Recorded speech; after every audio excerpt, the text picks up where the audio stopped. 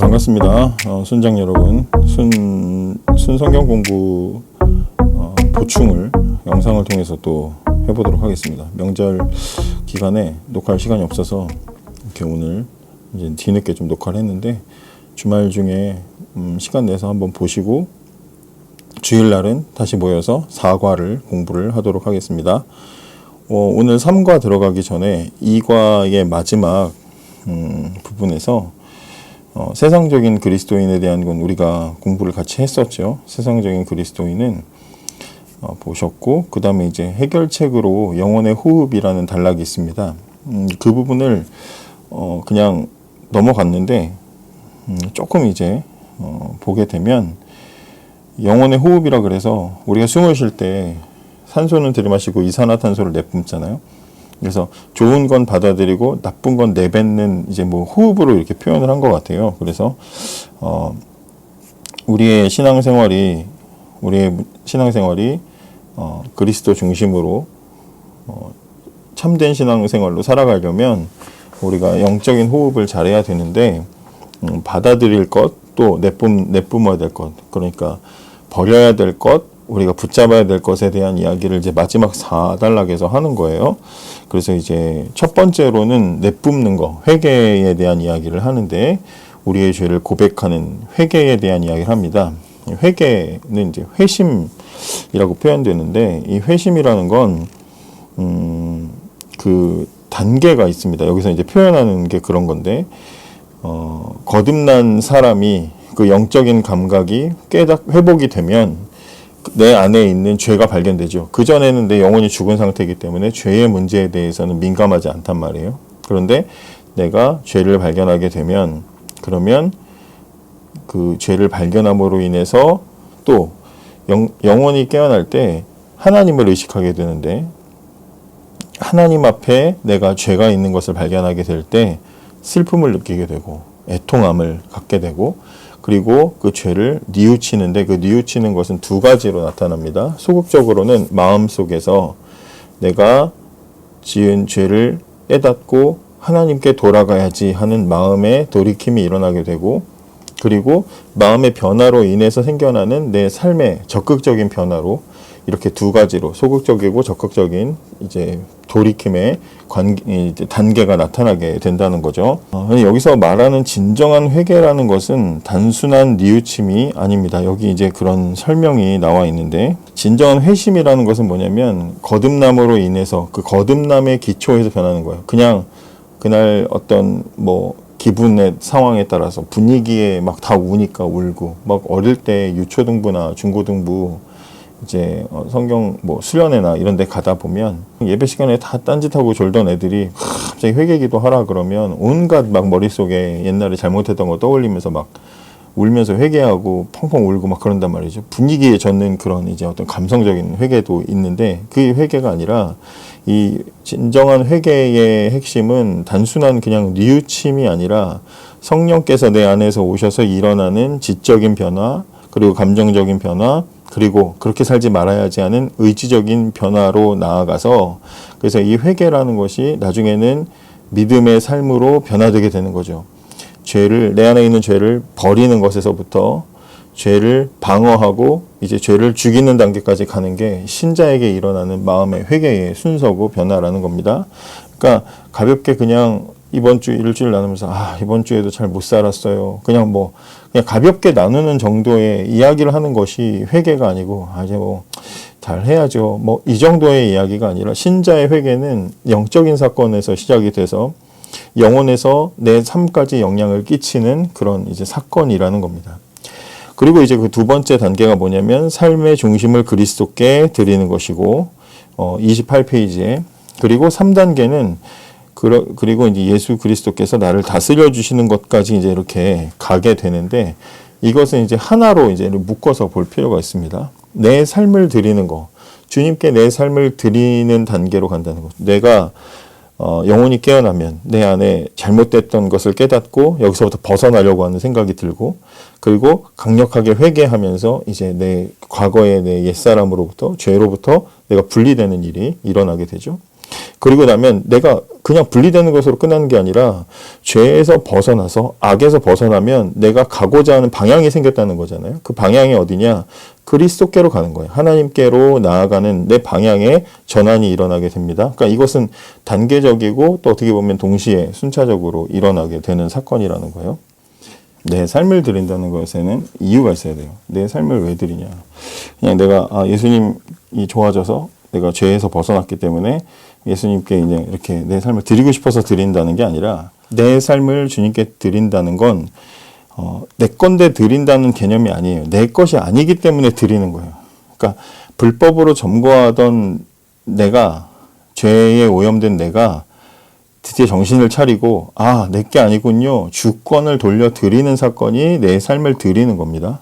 그러니까 뭐 대단하게 날 드린다는 게 아니에요. 원래 주님 거를 돌려 드린다는 거예요. 이걸 우리가 잘 생각해야 돼요.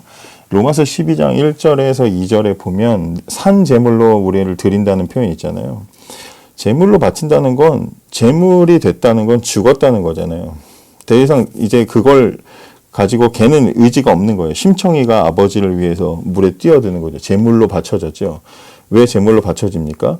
심청이는 이제 심청이 게 아닌 거예요. 아버지의 눈을 낮게 하는 목적을 위해서는 자기 게 아니게 된 거예요. 마찬가지로 나를 제물로 하나님께 드린다? 이제 나는 나에게 소유권이 없다는 걸 이야기하는 거다 이 말이에요. 그리고 그걸 로마서 12장 1절과 2절에는 뭐라고 그래요? 그게 영적인 예배라고 얘기하잖아요. 예배는 여기서부터 시작되는 거죠.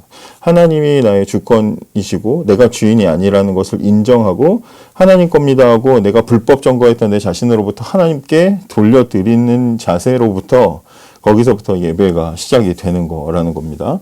주권을 내려놓고 하나님께 드리는 것. 그리고 그렇게 살아가는 삶이 예배의 시작이라는 겁니다. 그래서 예배라는 것을 정리하면, 예배는 내가 나의 주인이 아님을 깨달은 신자가 자신의 몸과 영혼을 자신을 위해 살지 않고 나의 주인이신 하나님 뜻대로 살아가는 삶의 방향 전환에서부터 시작된다라는 것. 이것이 이제 2과에서 이야기할 수 있는 마지막 결론의 부분인 것 같아요. 그래서 거기까지 잘 이야기를 하시면서 무슨 어떤 그리스도인이 될 것인가, 육적인 그리스도인이 될 것인가, 뭐 이런 이야기들을 할 때 핵심은 내가 내 것이 아니라는 것을 잘 인지하는 것. 그래서 깨닫게 되는 것. 그것을 깨닫도록 구하는 것이 굉장히 중요하다는 이야기를 하면 좋을 것 같습니다. 그 다음에 이제 3과로 넘어가게 되면 3과 5가지 여행 필수품 이렇게 되어 있죠. 신앙 성장을 위한 5대 원리. 사실 여기는 이렇게 보니까 길게 막 뭐 할 게 많이 없어요. 여기서 이제 5가지 여행, 그러니까 우리가 신앙생활할 때, 믿음의 여정을 살아갈 때 필요한 것들을 소개하고 그 다음 과부터 그것을 이제 구체적으로 살펴보는 그런 구성으로 되어 있습니다. 신앙 성장을 위한 5대 원리, 학습 목표는 신앙의 필수적인 5가지 요소를 이해하고 실천한다. 이렇게 되어 있습니다. 무인도 탐험을 할 때 꼭 가져가야 될 것, 뭐 이런 거 이제 처음에 분위기 환기시킬 때 이런 이야기들 하면 좋을 것 같죠. 그래서 이런 이야기 하면서 가보지 않은 어떤 길을 가게 된다면 우리에게 필요한 것이 무엇일까? 여행이라는 것을 얘기할 때 여행은 반드시 출발지와 목적지라는 이 과정이 필요하죠. 출발은 어디서 하고 어디까지 가고, 이걸 이제 여행으로 봤을 때, 그러니까 신앙생활이라는 건 합격하면 끝나는 어떤 그런 시험이 아니고 목적을 향해서 가는 거예요. 그렇기 때문에 뭔가가 필요한 거죠. 그런 이야기들을 해 나가면 좋을 것 같고요. 그러면서 이제 첫 번째 필수품이 뭐냐? 바로 나침판이라는 거예요. 나침판. 나침판은 뭐 하는 거죠? 방향을 정하는 거죠. 방향을 설정해 주는 거죠. 그리스도인에게는 그 방향을 설정해 주는 나침판 같은 것이 바로 무엇이냐? 성경이 바로 방향을 설정해 주는 나침판이다. 그러면서 이제 1번에 그리스도인에게 성경이 필요한 이유는 무엇인가? 시편 119편 105절 이렇게 이제 말씀이 나와 있는데, 주의 말씀은 내 발의 등이요 길의 빛이라. 내가 나아갈 길을 비추는 것이죠. 그래서 주님의 말씀이 내가 걸어가야 할 방향을 비추어주는 빛이다, 등이다, 이렇게 표현합니다. 그 다음에 시편 119편 9절에서 11절에 보면 청년이 무엇으로 그의 행실을 깨끗하게 하리까? 주의 말씀만 지킬 따름이니이다. 내가 전심으로 주를 찾았사오니 주의 계명에서 떠나지 말게 하소서. 내가 주께 범죄하지 아니하려 하여 주의 말씀을 내 마음에 두었나이다. 이건 무슨 얘기냐면 여기 말씀 중에 핵심은 뭐냐면 10절에 주의 말씀을 내 마음에 두었나이다라고 표현하는 게 있어요. 내가 이 땅을 살아가면서, 신자가 이 땅을 살아가면서 하나님 말씀이 내 마음에, 여기 이제 마음에 두었다는 얘기는 마음 창고에 쌓아놨다는 이야기를 하는 거예요. 마음속에 쌓아. 성경을 내 인생에서 필요할 때 펼쳐봐야지 하고 이제 이렇게 가지고 다니는 참고 서적으로 생각하는 게 아니라 성경을 내 마음 속에 넣는 거예요. 언제든지 볼 수 있어 라고 생각하는 게 아니라 언제 어디서든지 내 안에서 나올 수 있도록 내 안에 쌓는 게 굉장히 중요하다는 거예요. 우리가 지금 오늘도 지금 눈이 막 왔었는데 눈 때문에 막 사고 많이 났잖아요. 그래서 겨울이 되기 전에 지역 곳곳에 이제 제설함을 설치하고 그 안에다가 이제 제설 도구들과 염화칼슘을 이렇게 갖다 놓잖아요. 평소에는 눈이 안 왔는데도 그걸 왜 준비하죠? 눈이 왔을 때 쓰일 수 있도록 넉넉하게 풍성하게 쌓아 놓는 거예요. 많이 준비되면 많이 준비될수록 더 많은 위험 속에서 위험을 대비할 수 있는 거죠. 마찬가지예요. 사람이라는 건 언제든지 어느 순간에든지 마음이 흔들리고 무너질 수 있어요. 죄인의 상태는 항상 그렇게 불안정하단 말이에요. 하나님이 붙잡아주지 않으면 성경에는 미끄러진다고 표현할 수도 있어요. 한 데도 있어요. 그래서 우리가 지금 잘 신앙생활하고 있는 건 하나님이 붙잡고 계시기 때문이거든요. 그렇기 때문에 우리 신자들의 삶은 언제나 불안함 속에 있어요. 언제 어떤 위기가 갑자기 다가올지 모르고 이 위기는 우리가 예측할 수 없고 대비할 수 없어요. 그렇기 때문에 마음 창고 속에, 우리 마음 속에 하나님 말씀을 두는 거예요. 그냥 성경이 어디 있지 인식하고 언제든지 펼쳐볼 수 있을 거야 생각하는 것이 아니라 마음속에 말씀을 날마다 묵상하고 날마다 말씀을 읽고 배워서 그것을 알아가면서 내 마음에 말씀을 쌓아놔야 어려운 상황이 오고 내 마음이 흔들리는 순간에 창고에 가득한 그 말씀이 나에게 흘러나와서 내가 잘못된 길을 가지 않도록 나를 막아주는 거죠. 빛이 되고 등이 되는 거죠. 컴컴해지고 블랙아웃이 왔을 때 여기다 하고 알려주는 역할을 하게 된다라는 거예요. 그런 이야기가 이제 119편 9절과 11절 사이에 이제 말씀인데 이것을 한번 이제 여러분들이 그렇게 생각하고 묵상을 해봤으면 좋겠고요.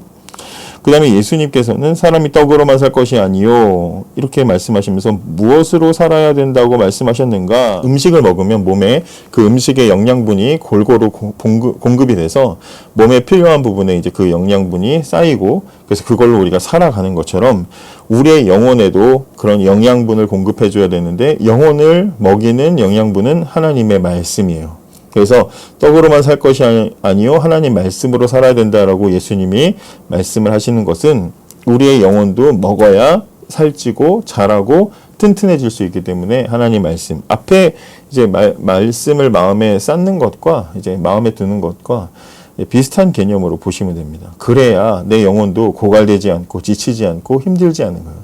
우리가 신앙생활하면서 예배를 드리면서도 우리가 신앙생활을 하면서도 지치고 힘든 이유는 하나님 말씀의 힘을 받지 말씀으로부터 이제 영향을 골고루 공급받지 못하기 때문이라는 것을 생각을 해보면 이 말씀이 우리가 충분히 이해할 수 있죠. 그 다음에 3번에 보시면 하나님께서 인정하시는 일꾼의 두 가지 특성 디모데후서 2장 15절인데 이건 너는 진리의 말씀을 옳게 분별하여 부끄러울 것이 없는 일꾼으로 인정된 자로 자신을 하나님 앞에 드리기를 힘쓰라 이렇게 되어 있습니다. 진리의 말씀을 옳게 분별함. 하나님께서 인정하신 일꾼은 진리의 말씀을 옳게 분별하는 사람. 또 하나님 앞에 자신을 드리기를 힘쓰는 사람. 이게 바로 하나님께서 인정하시는 일꾼입니다. 그 밑에 이제 글이 있죠. 필립스는 디모데후서 2장 15절을 다음과 같이 번역했다. 내 자신 스스로 하나님의 인정을 얻고 부끄러울 것이 없는 일꾼이 되기를 힘쓰라. 그리고 말씀을 사용하는 방법을 가장 잘 아는 사람이 되라. 그래서 하나님 말씀 사용법을 잘 아는 사람, 그리고 하나님께 드리기를 힘쓰는 인정받는 일꾼이 되라. 이제 뭐 이렇게 적용을 하고 있습니다. 그래서 그 말씀이 우리의 삶을 채우고 위기에서부터 잘못된 길을 가지 않도록 우리의 방향을 잡아주고 또 우리가 하나님께 옳게 인정받을 수 있도록 바른 길을 가게 한다. 뭐 이렇게 이야기를 할 수 있겠습니다. 그 다음에 4번 이제 35페이지 넘어가면 예수님은 하나님의 말씀을 읽고 믿는 자들에 대해서 어떻게 말씀하셨는가.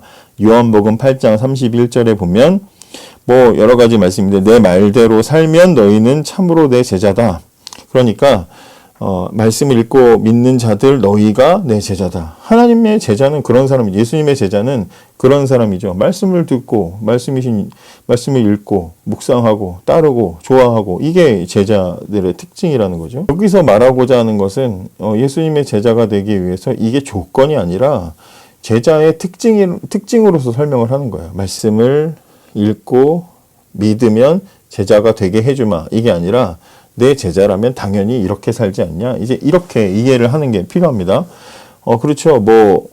유명한 이제 목사님들, 설교 잘하시는 목사님들이 아주 국내에도 유명한 목사님들 보면 그 교회 교역자, 부교역자 목사님들은 그 담임 목사님처럼 설교합니다. 비슷해요. 억양, 이런 부분 되게 비슷해요. 설교하다가 저도 사랑하는 여러분이라는 표현을 많이 쓰는데 이것도 제가 좋아하는 목사님이 설교를 하실 때 그렇게 많이 하셔서 따라하다 보니까 지금 많이 줄인 건데 그렇게 하는 거예요. 제가 아는 그 목사님 좋아하는 다른 목사님들도 다 죄다 그렇게 설교해요. 그러니까 좋아하면 사랑하면 닮는 거죠. 따라가는 거죠. 따라하고 알려고 하고 더 비슷하게 하려고 하는 거죠. 마찬가지로 예수님을 사랑하는 제자라면 그렇게 살아가는데 그 특징이 뭐냐? 말씀을 읽고 믿고 따르는 거예요. 좋아하는 거예요. 그런 특징들이 있는 거죠. 그래서 어쨌든 첫 번째 필수품인 성경이 이제 필요하다. 하나님 말씀, 우리 길을 제공해주고 방향을 설정해주고 흔들리지 않도록 잡아주고 또 제자로 닮아갈 수 있도록 이끌어주는 하나님의 말씀이 첫 번째 필수품이다. 두 번째는 이제 기도를 얘기합니다. 기도는 연결하는 소통하는 거잖아요. 그래서 이제 그런 부분에서 전화로 이제 표현을 하는데 휴대전화가 필요하다. 이제 이렇게 말하면서 그게 기도다. 마태복음 26장 36절에서 46절을 읽어보면 예수님이 십자가 지시기 전에 겟세마네에 올라가실 때 제자들을 몇 명 불러가지고 같이 기도하시면서 시험에 들지 않도록 깨어 기도하라. 이렇게 기도를 말씀하시고 조금 떨어진 곳에서 혼자 기도하시다가 돌아오셨는데 예수님 마음은 지금 막 십자가 지셔야 되고 아버지여 이 잔이 내게서 옮겨지기를 막 그렇게 기도하시고 마음이 복잡하신데 근데 이 제자들은 오니까 졸고 있어요. 그래서 야 어떻게 조냐 그러면서 졸지 말아라 깨어 있어라 시험에 들지 않도록 깨어 있어라 그리고 또 가서 기도하고 돌아오셨는데 3번이나 얘네들이 조는 거예요. 답이 없죠. 그래서 예수님이 이제 기도 다 마치시고 야 이제 가자 때가 왔다 이제 그런 이야기 하시는 장면이에요. 예수님께서 제자들에게 무엇을 명령하셨는가? 깨어서 기도하라. 뭐하지 않도록 시험에 들지 않도록 깨어서 기도하라 이렇게 말씀하셨어요. 여기 예수님의 그 심리 상태가 굉장히 슬퍼하셔요. 그래서 내가 고민하고 죽을 것 같다 막 그렇게 말씀하시거든요. 예수님이 어디서 딴 데서 그렇게 표현하신 게 없는데 그만큼 우리를 대신해서 그 죄의 짐을 짊어지고 하나님의 진노를 받아내시는 것이 너무나 두렵죠. 그냥 십자가 못 박히는 게 무섭고 두렵고 인간적인 두려움이 아니라 하나님의 진노를 혼자 받아야 되는 그 두려움을 예수님이 대신 느끼시면서 내가 심히 걱정되고 두렵다 이렇게 말씀을 하시는데도 불구하고 죽을 것 같다 말씀하시는데도 제자들은 예수님과 함께 기도하고 깨어있지 못하죠. 결국에는 그렇게 깨어서 기도하지 못했기 때문에 어떤 문제가 생기는가? 그 2번과 이제 3번 이제 이렇게 보면 어떤 얘기 나와요? 베드로는 실패한 이야기 나오죠. 그래서 베드로가 어떤 실패합니까? 기도하지 않고 졸다가 나중에 3번 질문해 보면 기도하지 않음으로 베드로에게 생긴 중대한 결과가 뭡니까? 예수님을 3번이나 부인하게 되는 이야기가 나오죠. 물론 베드로뿐만 아니라 다른 제자들도 육체의 어떤 피로를 견디지 못했습니다.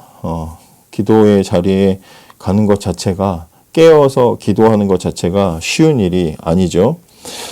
그래서 이제 베드로가 그 기도의 자리에서 실패했기 때문이라고 이제 오늘 이 본과 책에서는 그런 식으로 이제 그렇게 설명을 하고 있습니다. 충분히 어느 정도는 일리가 있죠. 깨어서 기도하라. 시험에 들지 않도록 기도하라. 하셨는데 기도 안 했죠. 결국엔 시험에 넘어갔습니다. 그리스도는 그분의 생애에 있어서 가장 가혹한 시련을 어떻게 이기셨는가? 예수님은 어떻게 그러면 이기셨습니까? 그 시련을 기도의 자리에서 이기셨습니다. 기도의 자리에서 뭐라고 기도하셨어요? 이 시련을 피하도록 해달라고 기도하지 않으시고 시련이 오지만 하나님의 주신 것을 내가 받아들이겠습니다. 내 마음을 굳게 해주십시오라고 그렇게 예수님은 받아들이는 하나님의 뜻을 따르고 받아들이는 그런 기도를 하셨습니다. 어쨌든 이건 부수적인 설명이고 우리가 신앙생활하는 데 있어서 기도는 굉장히 중요하다. 이제 자세한 거는 한 과로서 이제 설명을 하게 됩니다. 우리가 얼마나 자주 기도해야 되는가? 여기에 데살로니가 전서 5장 17절은 쉬지 말고 기도하라 이렇게 되어 있죠. 쉬지 말고 기도하라. 여기 쉬지 말고라는 표현은요. 밑바닥에 닿을 때까지 멈추지 않는, 뭐가 이렇게 가라앉잖아요.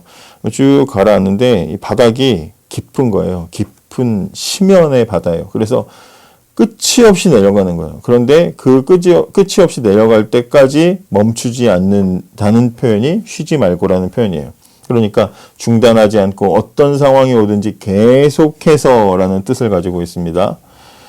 그리고 기도하라라는 얘기는 기도하라는 데오마이로 되어 있어요. 하나님의 뜻에 맞춰서 밑바닥에 끝이 닿도록 끊임없이 기도해라. 이제 이런 이야기입니다. 그러니까 이 얘기는 무슨 얘기냐면 하나님의 뜻에 초점을 맞추어서 어떤 상황이 오든지 그 뜻이 이루어질 때까지 기도하라. 이런 뜻을 가지고 있는 게 쉬지 말고 기도하라라는 겁니다. 또 어떻게 우리가 쉬지 않고 기도해요? 눈을 어떻게 계속 감고 있어요?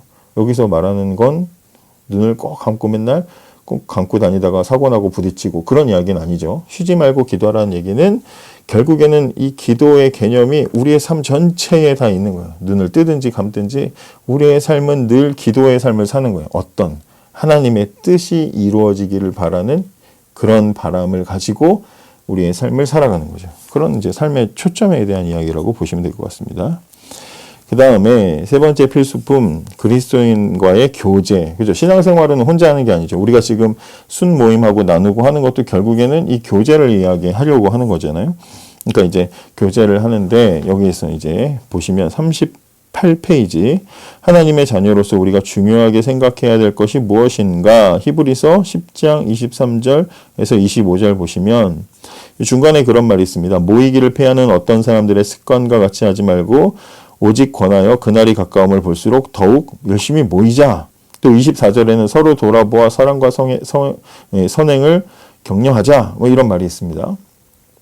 그러니까 모이게 힘쓰자 이런 말이고요. 서로 돌아보는데 어떻게 돌아봐요? 사랑과 선행으로 돌아보는 거죠. 그리고 격려하는 거예요. 서로를.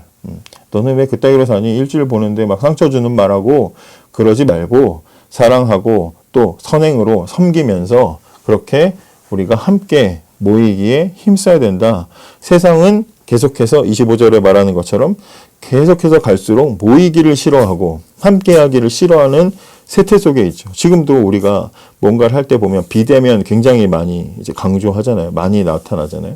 코로나 이후에는 더 심해졌어요. 개인주의가 되고 모이는 거 싫어하고 아니 아예 요즘 아이들 중에는 아예 사람과 사람이 관계 맺는 것을 어려워하는 사람들도 굉장히 많이 있죠. 그런데 모이기에 힘쓰고 함께 하기를 원해요. 신앙생활이라는 건 함께 성장해 나가는 거예요. 굉장히 중요합니다. 그 다음에 2번에 보면 우리가 모여서 서로를 위해 할 수 있는 것은 무엇인가? 초대교회의 예를 통해 이제 찾아보라. 제가 초반에 말씀 나눴던 것 중에 사도행전 요 말씀을 나누면서 초대교회 신자들이 함께 모여서 서로 교제하고 물건을 통용하고 그리고 날마다 말씀 듣기를 힘쓰고 했던 그 이유, 왜 초대교회가 모여서 이 성경 구절을 잘 보시면 2장과 4장에 또 이 말씀이 두 번 반복해서 나오는데 초대교회 교인들이 모여서 함께 그 안에서 통용하고 그래서 그 안에서 서로 부족한 사람이 없었다. 이런 말을 하는 이유가 뭐냐. 단순히 그냥 어려운 이웃을 섬겨라, 구제해라 이런 표현이냐. 만약에 그랬다면 초대교회 사람들이 모여서 말씀 듣고 예배 마치면 항상 밖으로 길거리 나가서 어려운 이웃, 불우이웃, 독거노인 도왔다 이렇게 표현해야 되는데 그게 아니고 교회 안에서 어려운 사람들을 도왔고 그 안에 부족한 사람이 없었다 이렇게 말하거든요. 그 이야기는 뭐냐면 함께 공동체를 섬기고 이웃을 돕고 어려운 사람 도와주는 건 필요해요. 우리 신앙생활에서 굉장히 중요해요. 근데 그 목적이 되게 중요합니다. 목적이 굉장히 중요해요. 뭐냐? 옆에 있는 지체를 섬기고 함께 하는데 왜 모여요? 함께 말씀을 들으려고 모여요. 하나님 말씀을 듣고 가르침을 받으려고 모여요. 모이는데 당시의 초대교회 사람들 중에는 주인만 있는 게 아니에요. 종들도 있어요. 노예들도 있어요. 신분이 다 달라요. 그러다 보니까 하루 먹고 살기 힘든 사람들도 많아요. 가족들 부양해야 되고 먹고 살게 막막한 사람들이 많습니다. 근데 그런 사람들이 매일 날마다 말씀을 사모하고 사도들 가르침 받으려고 모일 수 있습니까? 없어요. 내가 하루 일 안 하면 우리 가족 굶어 죽어요. 또 그렇게 살아야 되기 때문에 조금 넉넉하게 있는 사람들이 뭐예요? 자기가 가진 거 내놔서 너 오늘 가서 일하지 말고 이걸로 먹고 뭐 해라? 하나님 말씀을 이 자리에서 같이 듣자.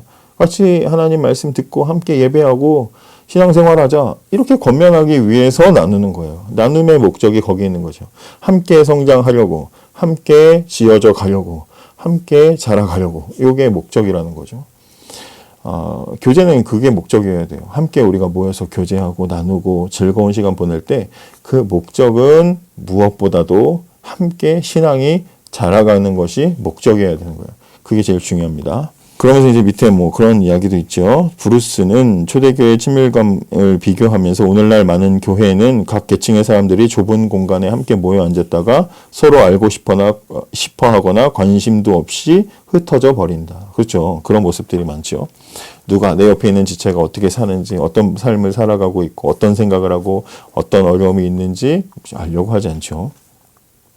이걸 깨트리는 게 굉장히 중요합니다. 이런 이야기들은 나누면서 충분히 할 수 있겠죠. 3번, 당신의 시간의 90%를 불신자와 함께 지내고 10%를 신자와 함께 지낸다면 어느 편이 당신 생활에 더 영향을 끼치겠는가? 그러면 당신은 어떻게 다른 그리스도인들과 교제하는 시간을 늘릴 수 있겠는가? 굉장히 이제 문제가 원초적인 문제죠. 너 어떻게 하면 신앙생활 신자들과 더 어울리면서 할래? 어떻게 해야 되겠어요? 예, 교회 안에 자꾸 나와야죠. 예배 자리, 모이는 자리 자꾸 나와야죠. 빠지고 안 돼요, 못 가요 하지 않고 자꾸 나와야 되는 거예요. 와야지 교회 중심의 삶을 살아요. 결국에는 우리의 삶이 교회 중심의 삶이 되는 거예요. 교회 중심의 삶을 살아야만 이게 가능한 거죠.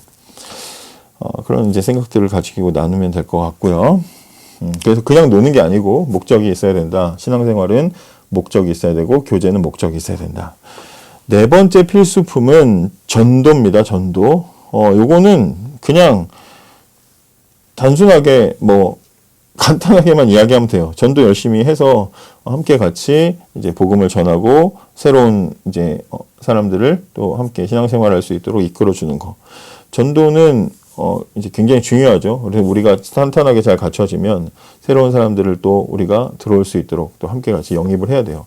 근데 이제 이렇게 사역을 하면서 보면, 그 공동체가 깊은 샘을 가지고 있고 그 깊이가 깊으면 물을 어디 그릇에 담으면 깊은 쪽으로 물이 모여들잖아요. 끝은 얕고 깊은 쪽으로.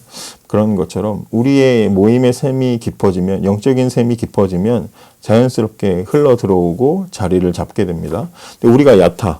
그래서 우리가 여기나 저기나 그냥 얕아가지고 흔들흔들하면 우리 조금만 흔들리면 새로 유입된 사람들은 다 휩쓸려 나가버리죠.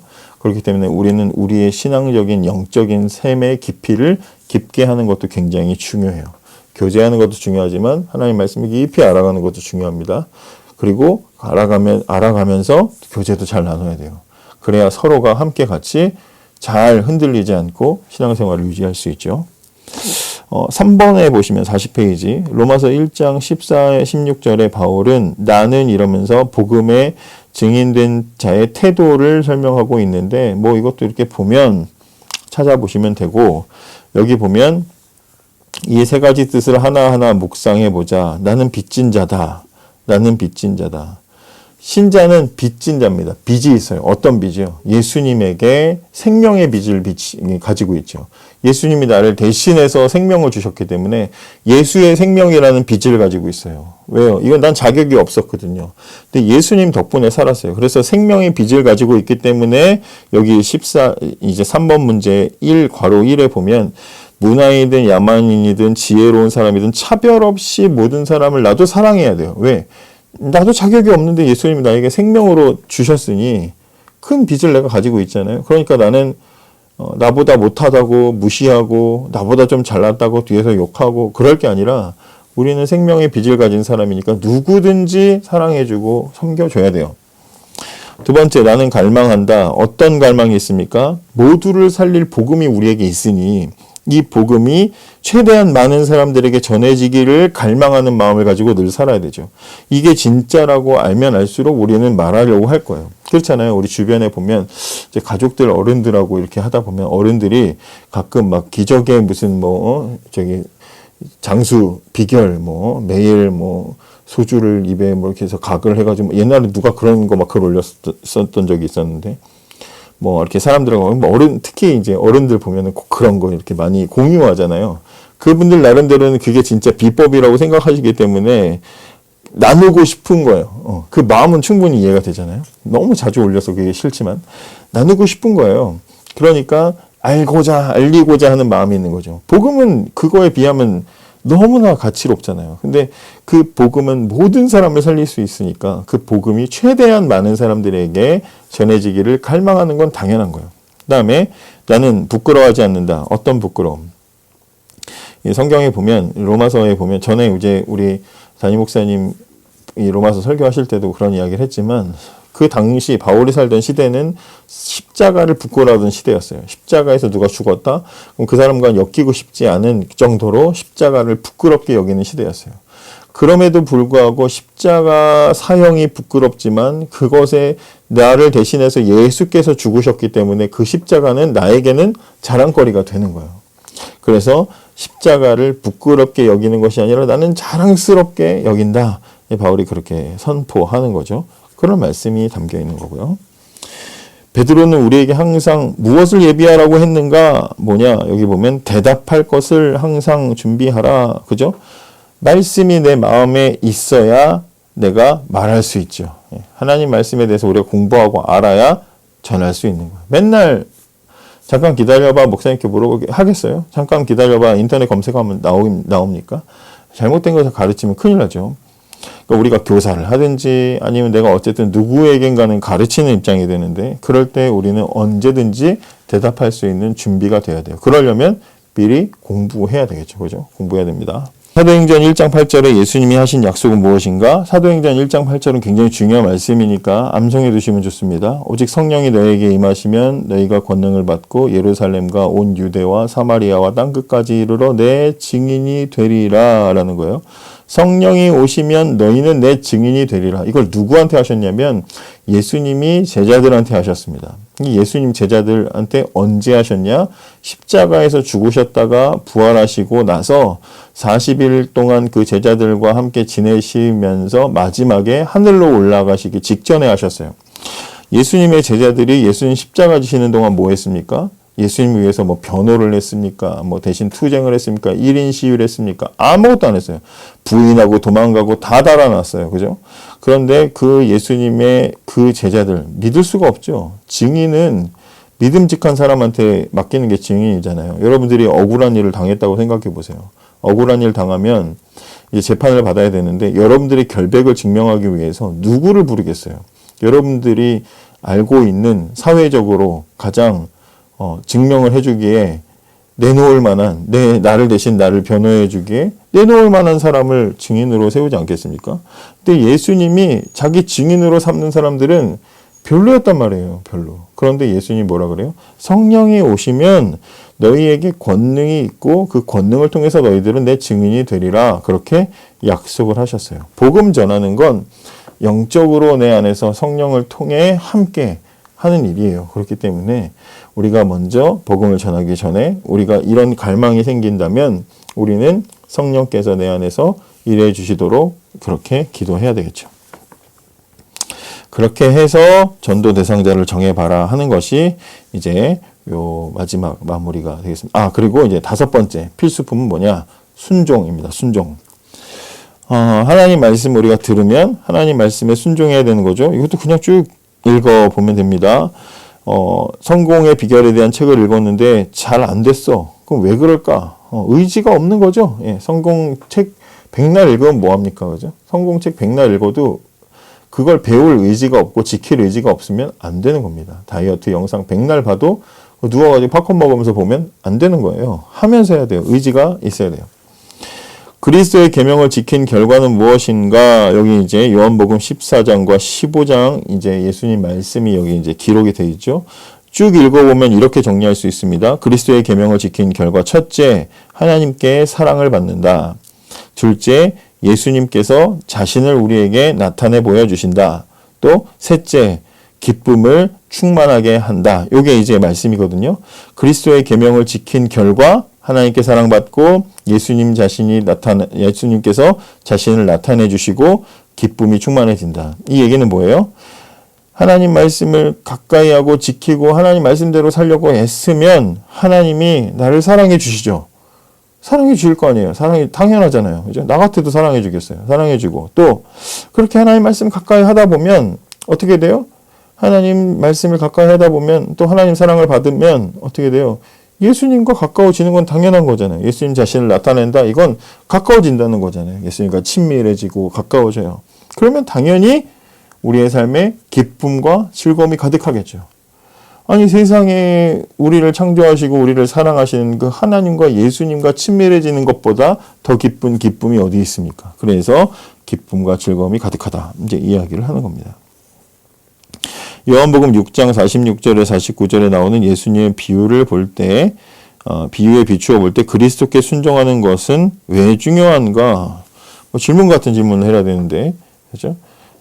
여기 보면 너희는 나를 불러 주여 주여 하면서도 왜 행하지 않느냐? 왜 말씀 듣고 행하지 않느냐? 그러면서 여기 여러분 47절에 잘 보시면 내게 나와 내 말을 듣고 행하는 자마다 누구와 같은 것을 너희에게 보이리라. 이게 무슨 이야기냐면 내가 예를 들어서 말해주겠다. 내 말을 듣고 행하는 사람들마다 내가 예를 들어서 말해주마. 어떤 사람인지 예를 들어 말해주마. 그러면서 예수님의 말씀을 듣고 행하는 사람은 어떤지 예를 들어 말해주는데 그 예가 48절에 이제 반석 위에 지은 집 같은 사람이라고 이제 예를 들어 말해주겠다는 거예요. 순종한다는 것은 내가 하나님 주시는 그 말씀에 대해서 흔들림 없이 확신을 가지고 있기 때문에 순종하는 거죠. 이런가 아닌가 긴가민가 하면 순종 안 합니다. 그런데 그 말씀에 대해서 이건 확실해 라고 믿으면 당연히 그 삶에는 순종이 나타나는 거죠. 순종하면 또 확신이 커지고 확신이 커지면 더 크게 깊이 순종하고 계속해서 선순환이 이제 되는 겁니다. 그리고 나서 그리스도인의 삶의 성장 비결 맨 마지막에 보시면 하나님의 뜻에 순종하는 것이다. 성장의 원리를 안다 해도 실제로 적용하지 않으면 아무런 가치가 없다. 우리를 사랑하고 우리에게 무엇이 가장 좋은가를 홀로 아시는 분께 순종하지 않는 것은 어리석은 일이다. 그리스도는 당신의 풍성한 삶을 사는 것보다 더 원하고 계심을 기억하라. 이제 이렇게 되어 있습니다. 여기 4번에 하나님 뜻에 순종할 수 있는 힘은 어디서 얻을 수 있는가? 빌립보서 2장 13절 너희 안에서 행하시는 이는 하나님이시니 자기의 기쁘신 뜻을 위하여 너희에게 소원을 두고 행하게 하시나니 하나님의 뜻에 순종할 수 있는 그 힘은 어디 있냐면 하나님이 내 마음에 소원을 주신대요. 뜻을 주신대요. 하나님 내 안에서 주신다. 그러니까 우리에게는 뭐가 필요해요? 성령의 역사가 필요한 거예요. 성령께서 오셔서 나를 이끌어 주셔야 성령 충만 이런 말 하잖아요. 성령 충만이라는 건 뭐 없는 능력 팍 생긴 그런 게 아니고 빙의 되는 게 아니고 주도권을 하나님께 드리는 사건이 일어나는 거예요. 그게 성령 충만이에요. 충만, 주도권. 그래서 술 취하지 말라 성령 충만을 받으라 그러잖아요. 술에게 내 인생의 주도권을 주지 말고 하나님께 내 인생의 주도권을 드려라. 그게 성령 충만이라는 말이에요. 그렇게 한 게 하나님의 뜻에 순종하는 힘을 얻는 길이라는 거죠.